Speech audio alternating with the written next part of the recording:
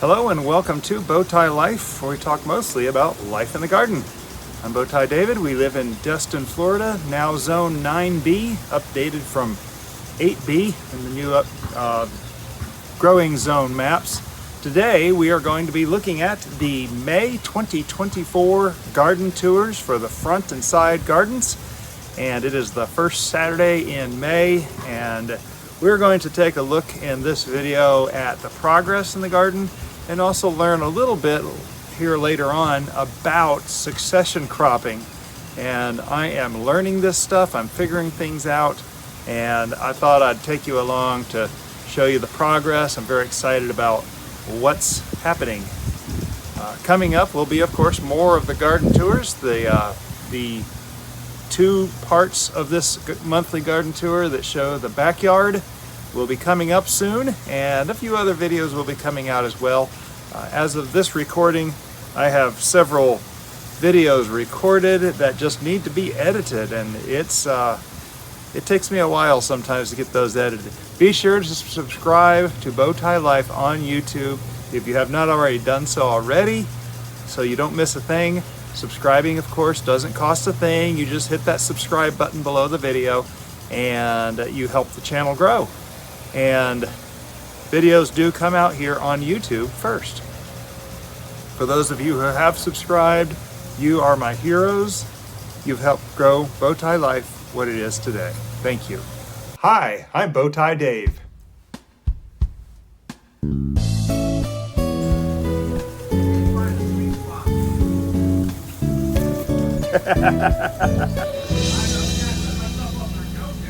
You did.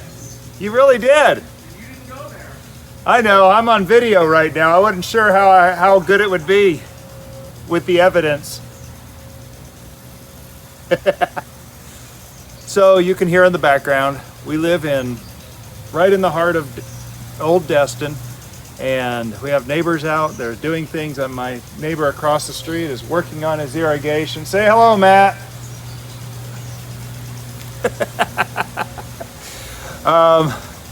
But we just have a quarter acre. In fact, here's a map of our property. It's 106 foot deep, 100 foot wide, and we have converted a lot of this to gardens and growing food and just some of my own food security, whether it's I want healthier food, or I want to know where it came from, or I want to know that it's going to be there. We'll have food.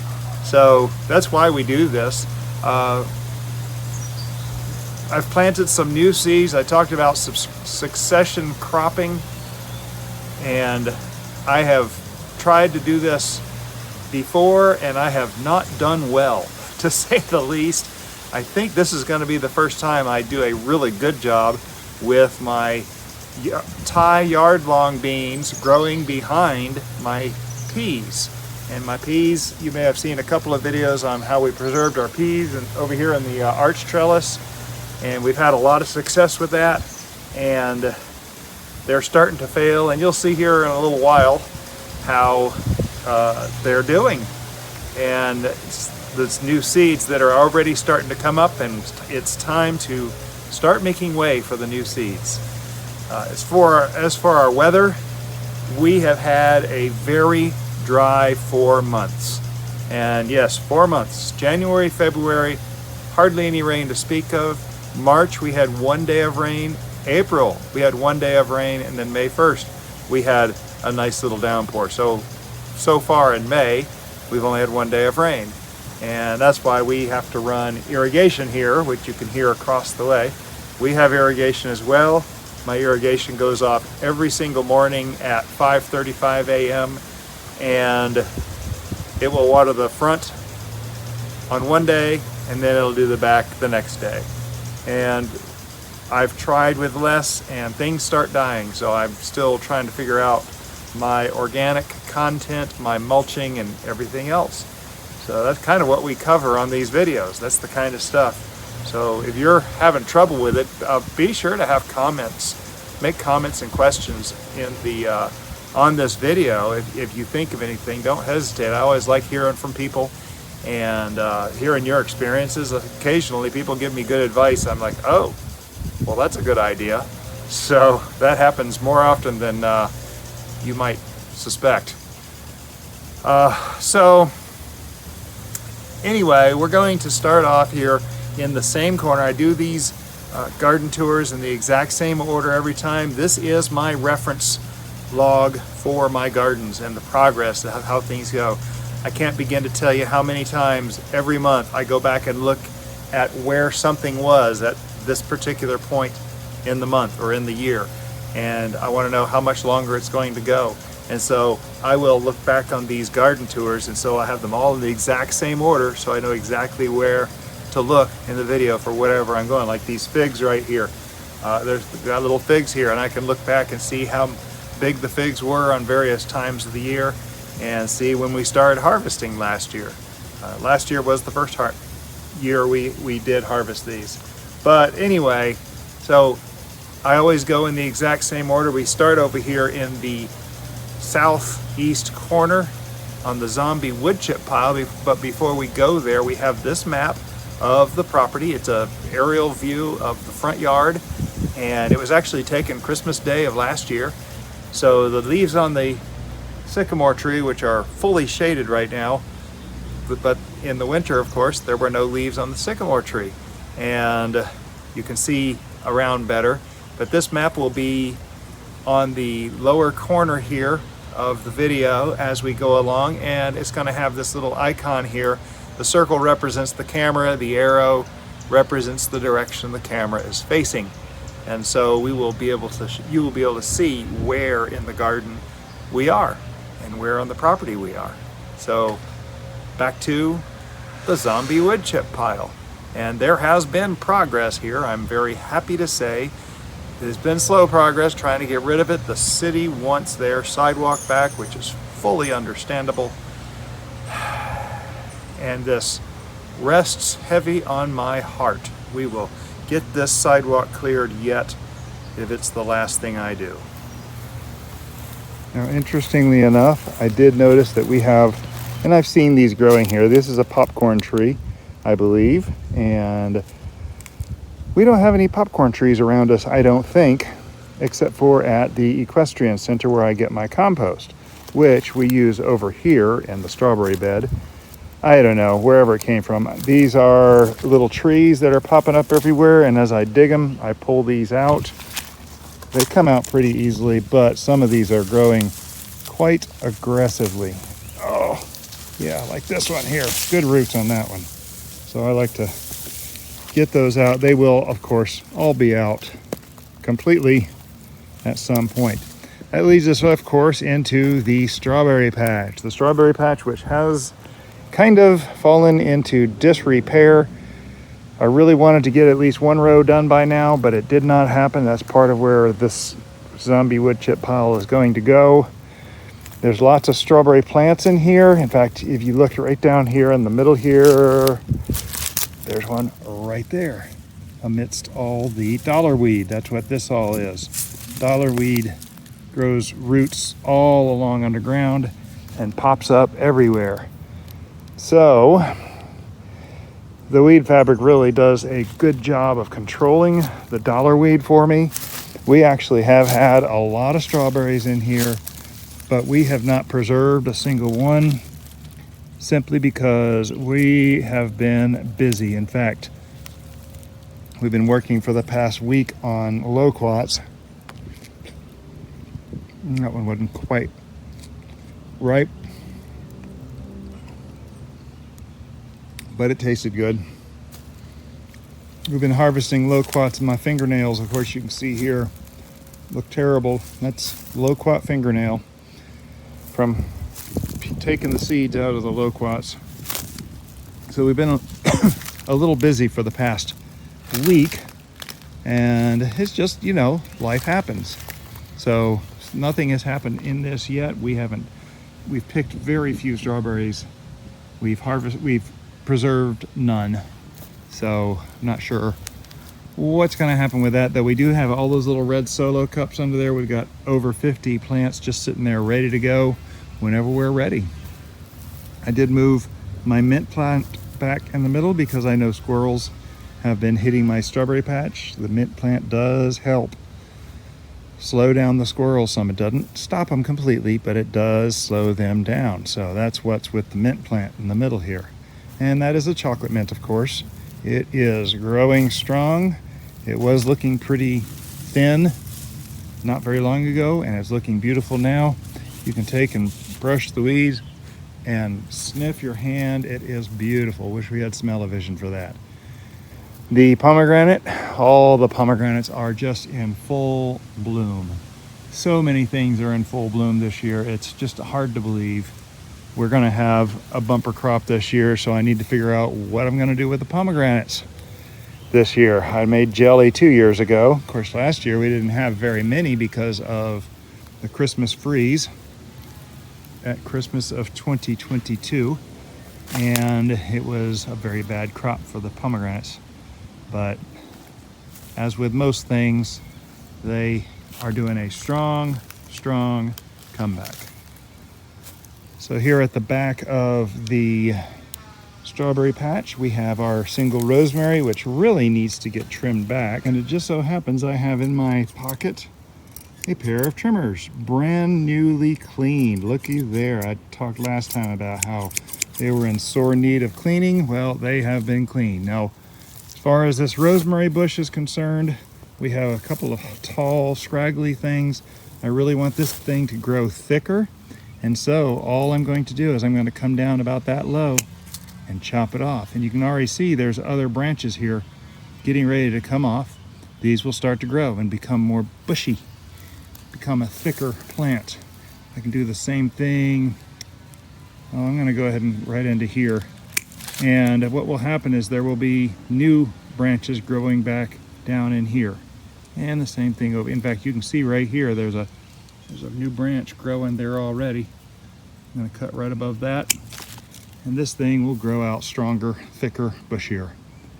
That's how rosemary does. It's very easy to take care of. You just use some of it, and I don't have any use for rosemary right now, but we've got a bunch of these plants, so I always have rosemary. The Plumeria, gone. Yeah, it did not last. I was really wanting it to, but yeah, it's one of those things that if it can't survive easily in my garden, I'm not sure I'm ready to tackle a complex tree as far as protection. Speaking of a complex tree, this here is a brown turkey fig that is about as uncomplex as it gets. It froze, it's died, it's come back, it's died again. Well, not died, all the leaves fell off, came back, leaves fell off. This thing is, these fig trees are so resilient. They are amazing. This one here, I'm working on getting a single leader up to a certain point. In fact, up to the height of my trailer, because I will eventually have a back end to put my trailer behind the fence over here.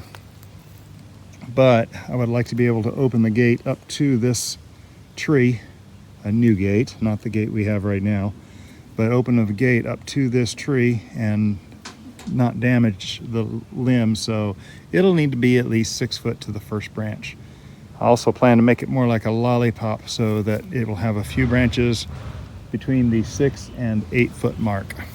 So coming across to the front yard, we have our Bless This Home flag out for the spring. The mums, I've got to get these mums lifted out, fresh dirt put in, and get these plants lifted up in these pots because the soil is down a full hand depth in there. That's how deep the soil is. And so these things are getting all stringy, and that's not really great for it. But you can see here we're just finally starting to get flowers. We've been finally starting to get flowers a couple of times now, if you've watched many of my garden tours at this point. We'll see if these stick. That'll be nice if they do. Hedges are looking good. I am going to have to come through here and work on the ivy. You can see here, this is one of the ivies with prickers. It's a little bit of a pain. Fortunately, we have some good Corona gloves that we can use now. Whoops, it broke off. I don't want to do that. I want to follow these things all the way to the bottom and get the tuber out, get the root out so they don't grow again. I actually did a really good job of that 2 years ago. Didn't do much of it yet last year, but 2 years ago I did it, and last year I had very few ivies growing in these hedges. Looks like we need to do it again. In fact, here's one hiding over here. Look at this. I'll pull it out so I can see it later. There we go. Yeah, I'll be able to see that now. These are mostly azaleas, boxwood, and ligustrum. So up here, this area is known as the artichoke patch. And in the back of it, we have a fig tree that I mentioned in the opening of the video. And I'm very excited that we have so many figs in here. Now this tree is like the second one I planted, I think, on the property 2.5 years ago. And this is going to be, I'm hoping, the first year that we get some decent figs. And we'll have to figure out what we're going to do with those. But they are beautiful. Every single branch has good looking figs. I believe that is either Scott or Jack down there working on their motorcycle, if you keep hearing that. We live just in a neighborhood, folks. It's a regular neighborhood. But the figs are looking great. About the size of a marble. Coming down here into the artichoke patch, so that's the yarrow over there. That is just so beautiful. In fact, I've got to go pick some of these for Mrs. Bowtie. I better go do that right now. And if I do this just right, reach down here and pull, there's Mrs. Bowtie. A nice bouquet of flowers for her desk. That'll last a little while. Those are gorgeous. Wow, thank you. Wow, those are beautiful. So yeah, the yarrow is looking amazing this year. This is its third year in the garden. Second year. No, this is its starting its third year in the garden. It is thick down there at the bottom. This thing has taken root. It should be coming back year after year. So the artichokes over here are not as good. I did add more irrigation in here, and this area does get a lot more water now, so I'm hoping that in the near future we will start seeing some more activity out of these artichokes. Right now it is a little bit weedy in here that I need to come in and get these weeds out, of course. This is the biggest one. This is the one from last year that really struggled through most of the year, but this year looks good. I don't see anything looking like a flower stalk coming out of there though. The one that was strongest was there, and then there's another weak one back there from this year, but we'll have to see how these do. I planted these in the fall instead of the spring, these newer ones in here, and I'm trying to figure out how to grow these. Next over here we have our pots with the sunchokes in them, and nothing has come out of this one down here. There's mushrooms. I did get some irrigation working in here. However, I am beginning to get concerned that I'm not seeing any growth yet. And so I did put a layer of sand on top of the soil underneath. And so I am going to actually dig down and see if I can find one of the tubers for the sunchoke. I know there's one, should be one around here, right in this region. Oh, there's one right there. No, that's a rock. Oh, looky there. Yeah, it's rooting out. Why is there not more compost in there? This thing is rooting out pretty good. I'm gonna stick that back in there and hope that I didn't disturb it too much. There are several in this huge pot that we planted together. And then I've just left the ones in these pots from the previous year. I've pulled a few out of this middle one, but that's about it. Next over here, we get to the pollinator beds, and we have a front pollinator bed and a back pollinator bed. We're going to look at this front pollinator bed first. You see there's a bunch of yarrow in here, and it looks just lush and green and thick. Lots of flowers in here. Very pleased with that. We did actually have some of the rain lilies here. That is a spent one right there. There are bulbs under here from a friend from church, and several of them. And so I need to get that cleared out, of course. I am a relatively lazy gardener, but you can see even with lazy gardening, I have more onions than we're going to eat in a couple of years. These are all green onions. These are called Egyptian walking onions. And you can really see now, I've been talking about this for the past several months, how these grow. These grow up into these little clusters of bulbules. These bulbules will grow and grow, and then as they get heavy, they fall over, and that starts a brand new plant. And so that was the original plant. Last year, that plant started this plant, and that plant. That one actually came from the second plant. You can see there's one plant here, another plant down in here. Each one of these plants only started with about 2 to 4 strands. So these have grown immensely last year, and they're going to continue to grow immensely this year. Now I do keep this edge mowed, but when they fall over into the soil over there, you can see right here, here's one that fell into the soil last year and started a new plant. So eventually it's going to walk across this bed, and thus the name Egyptian walking onions. We do have a number of nasturtium growing up in here. That's nasturtium right there.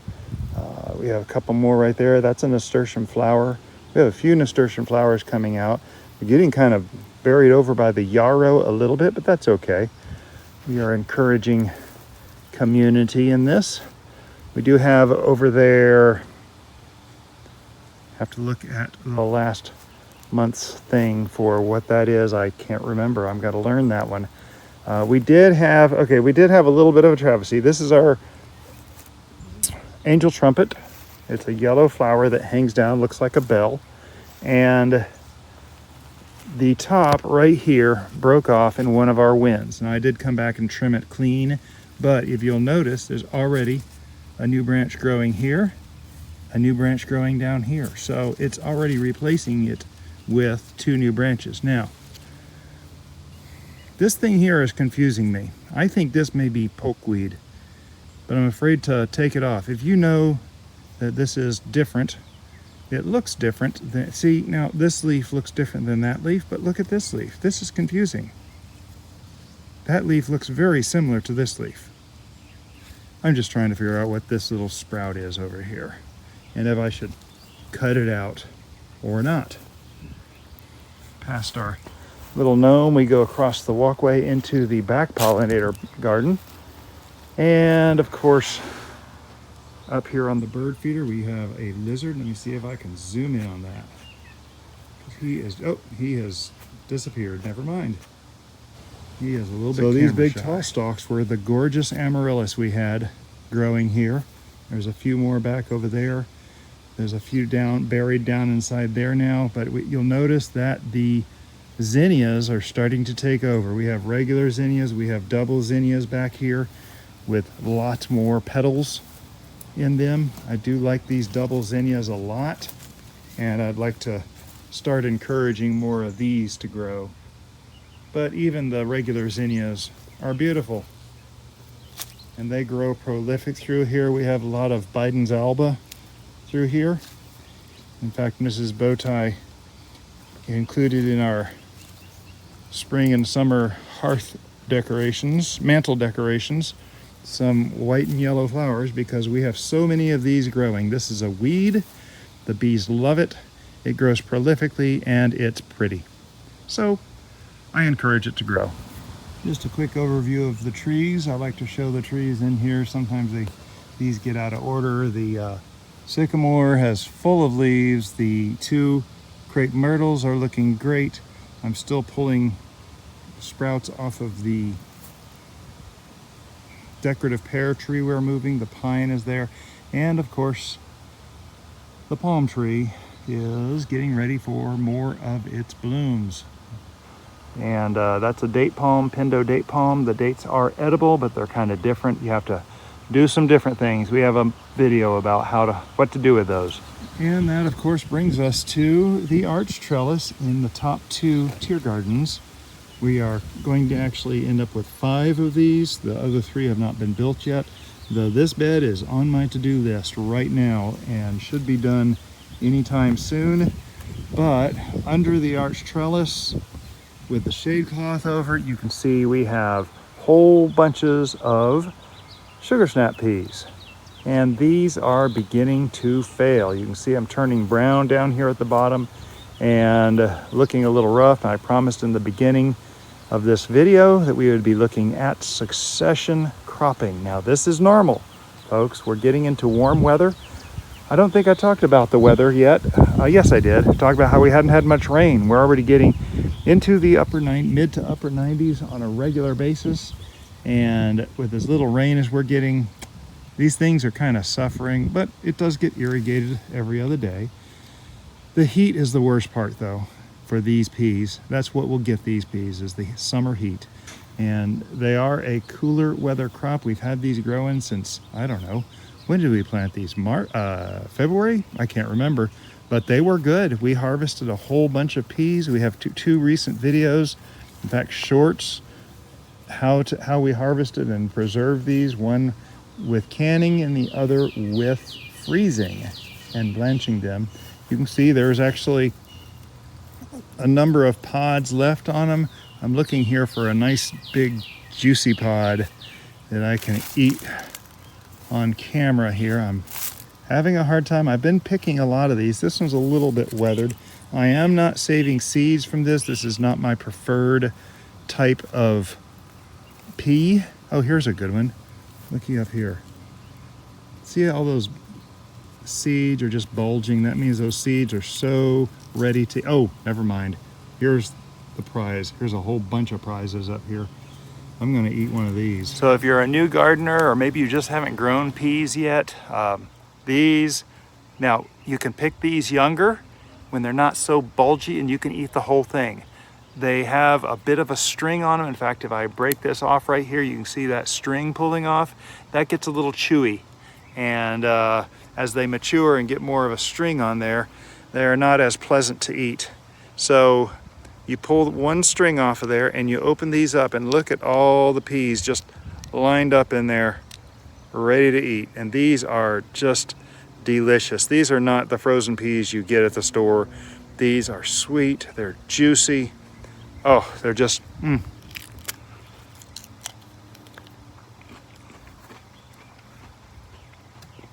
I love those. They are so delicious. Those are garden candy right there. I know I've eaten a lot of those, probably a couple of pounds. I think we've harvested a total of about 12 pounds, maybe a little bit more of those for the season. But now it's time to look at this area and what it can do for us next. This is the good part. So last year I was looking at a video from Gardens Happen. That's a channel on YouTube. And he had some Thai yard-long beans that looked amazing.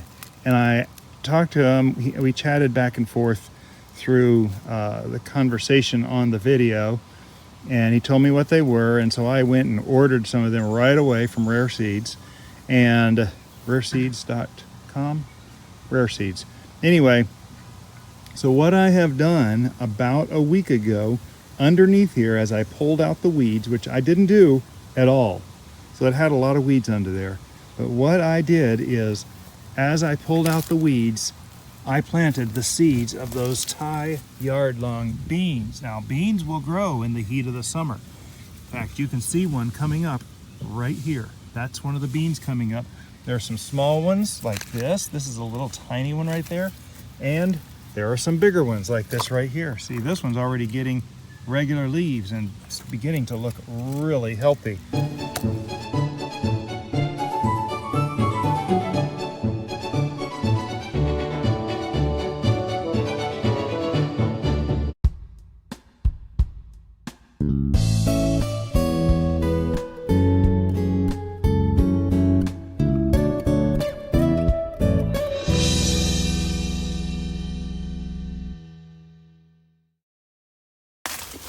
These will, of course, not be wasted. They will be added to the compost pile. And before you have concern about seeds growing up, they're going to be so buried with grass cuttings so quickly it will just smother and kill all the seeds that might be in there. So cleaning out the rest of these beans, just very carefully. I think I may have had our peas. See, I keep doing it. Cleaning out the peas, making room for the beans.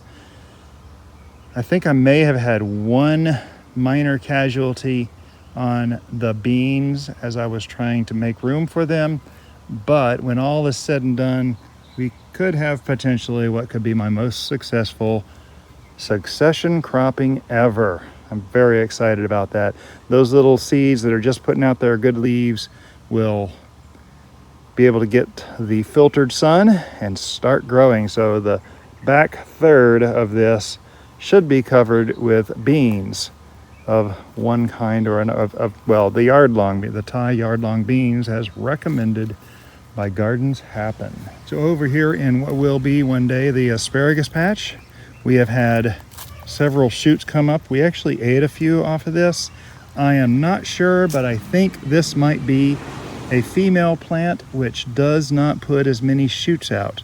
So as I start growing more and more of these from seed this year, hopefully we will get more male plants, and I will be cultivating those for additional plants in here. I'd love to have this whole area covered in asparagus shoots. That would be awesome. Another yarrow plant down here that hasn't had the advantages that the other yarrow has, though now that I say that, I'm looking at the yarrow plant here. I thought this was dollarweed. A branch here has taken off and shot off a bunch of yarrow flowers. These are really yellow. Interesting.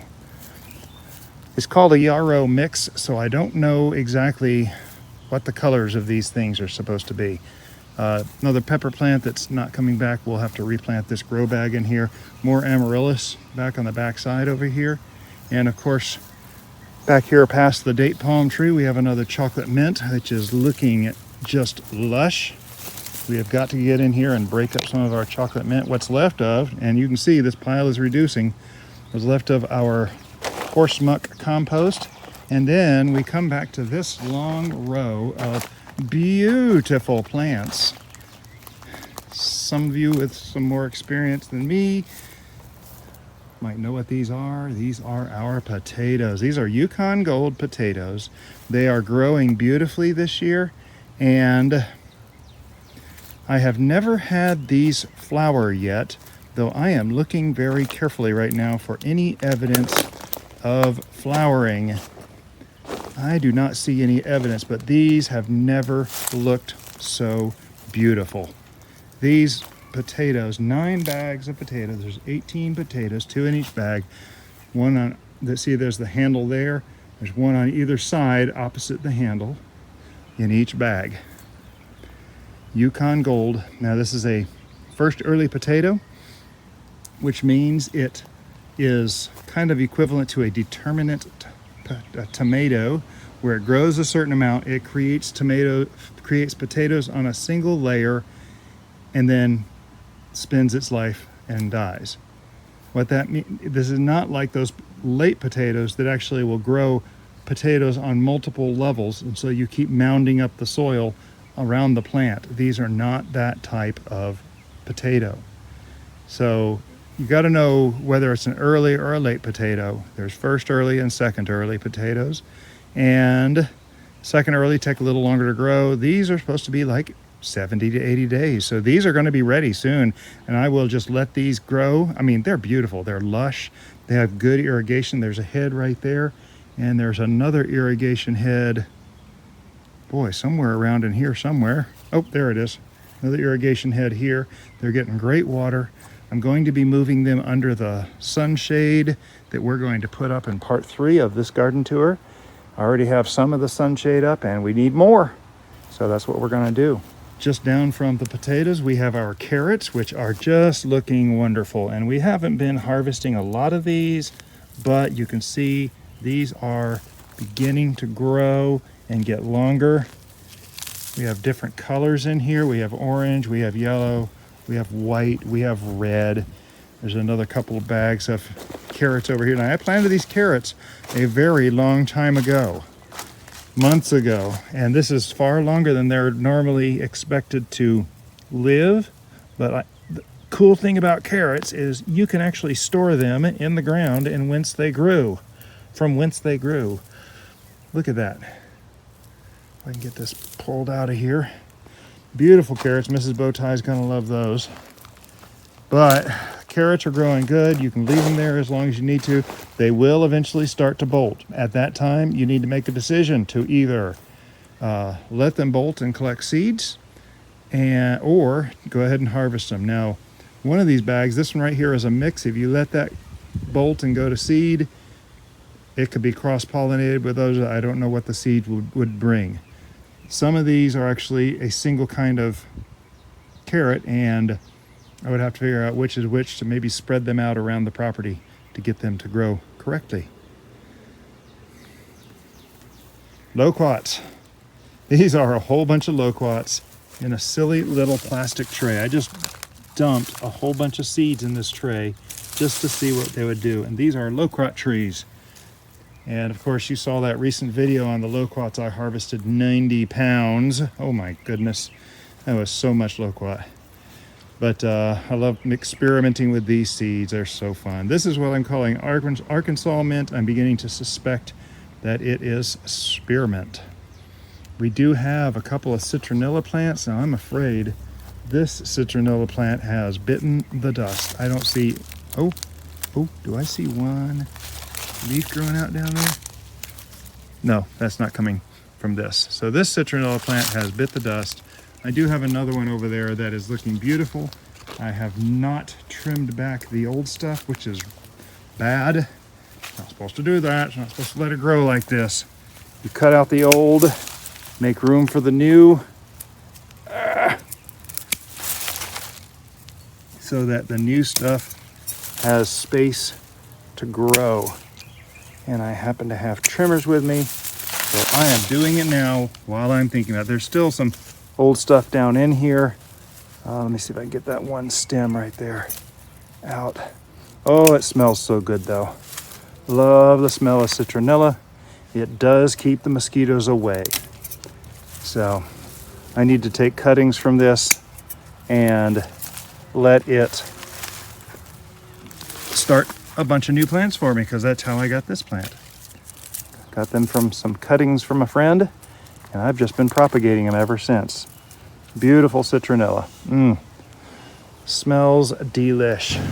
So I kind of lost my way there for a minute. I didn't want to just show you real quick. We talked about where there's going to be 3 more garden beds here. I did clean this area up sort of, and I kind of got out here with the lawnmower and mowed around here a bit, cut down some of the extra flowers, and I like letting the flowers grow because it feeds our pollinators. But there does come a time, have to cut down the grass, and you can hear my neighbor across the street cutting his now, and when he cuts his grass, I guess I gotta cut mine. Also, I think it was the same day, I got back here into the garlic and cleaned up a lot of weeds, which that's where we got into the weeds for the beans, the peas and beans. But I got a lot of weeds out of there, especially this side, this back side over here. The garlic is looking pretty good. It's a little over knee high in some places and growing strong. So I'm hoping we'll have a good crop this year. The peas, someone said I couldn't grow peas next to garlic. I grew the peas. We had plenty of peas, and now we got garlic and whatever. See what's happening here with this stuff. My kale over here, this is one of my last Dino kales left, and I haven't picked anything off of this yet. I need to get out here and start picking off of it though. I do like the kale. So this is a cauliflower. I wanted to see it go to seed, and you can see these things are starting to grow up, and these are going to flower out somehow, and I think make seed pods. I've never seen cauliflower go to seed, so looks kind of ugly down here, but I'm gonna follow it along and hopefully get something. We do have a couple of regular onions down in here. This is I don't remember, some kind of onion, but hopefully it will bulb up. We're kind of planted these late. These were some surviving onions that I found. Get that grass out of there. But you can see this one down here. Oh. Looky here, we're gonna have something bulbing up right there. It's a Texas grano. There's another one there starting to bulb up. So it looks like we might be able to get a little bit of onion out of this. There was a cauliflower or broccoli or something down here and it died. Here's a tag. Oh, it was a broccoli. Oh, here's one of my sleeves. I got to get that out of there. There's another one of those sleeves, Jim. Jim's trying to convince me to get to solo cup sleeves. I think it might be a good idea. Hey, I'll slip in here a quick thing about solo cups and clear solo cups and using them for rooting your seedlings so you can see the roots grow. My idea first. No, it was Jim's idea. He told me to get a video out. I told him it takes me forever to get a video out. Someone would probably beat me to the punch, but there you go, Jim. I got it. All right. More rosemary over here. I don't have my cutters with me anymore. So I'm gonna have to, well, that one actually looks really good. This one here, kind of getting straggly. I need to get that thing cut down, maybe, hopefully get that thing to bush out a little better. Okay, so that's those potatoes back over behind there, but I wanted to come back also and show you the grapevine. And I'm really, really excited about these grapes. This will be my second year for these grapes. And I dug them up as pups from a friend's yard and we grew them. Now, mind you, this side of the arch was over here. I flipped the whole thing over and brought it out more into the middle of the yard here. And so they are growing good, growing strong. I'm very pleased with the lushness of the leaves. They're getting better sun over here. I mean, everything about them is better. But look at this. We are going to have just absolute tons of grapes this year. Look at, there's a bunch of grapes there. There's a bunch there. They're everywhere. There's a little bunch right there getting ready to start growing. There's several bunches under here. Now, yeah, they're the size of pinheads, I know. But that's the point of growing. They'll grow. See, look at that. There's a little bunch right there. There's hundreds of bunches in here now that are just taking off. There's another bunch right there, another bunch. Oh, look right there. One bunch there, a bunch there, a bunch back here, another bunch there. So we're gonna get a lot of grapes this year, I'm hoping. A lot more than last year. We had a few last year. It was kind of cool, but yeah, it's gonna be a lot of them this year. Look at all these grapes right here. There. Oh, so excited. Looking good, looking good. This thing is gonna be a food forest. I just noticed a zinnia growing right there. I don't know how that got there. All right, so we come around here and I lost my carrots somewhere. I have to find those carrots. Come around here, and of course the very last thing that we always end on is our blueberries. And yeah, they're still not blue, but I did see two or three shriveledy blue ones. But look, they're starting to get a little bit of color, which is beautiful. We're going to have a bumper crop of blueberries this year too. Lots and lots and lots of blueberries. I'm hoping to break the 31-pound record we had 2 years ago. Last year wasn't quite as good after the Christmas freeze of 2022, but we have a lot of blueberries now, and they're growing strong. They're growing thick. We'll be able to crawl up inside here and pick all these blueberries. My dandelion crop over here, I got to get these cut back again. Wow, these things grew flowers fast. I am really impressed. Okay. So there we go. That's the front and side garden. I'm really excited about the potatoes, the grapes, the beans. There's so much going on. It's May and it's good stuff. So we got my neighbor over here still cutting his grass, and I got a yellow carrot. I like all the colors of carrots. They're a little different flavor. Good stuff. I can't remember if I mentioned my yellow thumbnails. We've been processing them, 90 pounds of, I told you about that. Loquats, I got yellow thumbs from processing loquats now. Thanks for following along today. For those of you who have subscribed to Bowtie Life on YouTube, you're my heroes. You've helped grow Bowtie Life, what it is today. We are working hard to grow to the next level. And once we reach that point, we'll be able to do so much more on the channel. Now, for those of you just finding Bowtie Life for the first time on YouTube, this is my own personal journal of everything going on in the garden. With my ADD brain, I've tried journaling, I've tried photographing, I've tried the little app on the phone. My brain just doesn't really get excited by that. These videos really speak to my unique brain. I go back and watch these. Sometimes I'll watch them in the mornings while I'm getting ready, and it'll remind me of something I need to do. And so I'll go do a 5-minute task and then come back and finish getting ready for the morning. So that's what this channel really is, and you are just invited to come along. And so be sure to subscribe to Bowtie Life on YouTube so you don't miss a thing that happens as I document all the important events. And as I said earlier, it doesn't cost a thing to subscribe, but it does help grow the channel. Another way you can help grow the channel is to click the thumbs up on this video, and it helps on the algorithms and YouTube and Google and everything know that this is something that people watch. And be sure to share this video on your social media pages like Facebook or wherever with friends that might be looking for inspiration to grow their own food.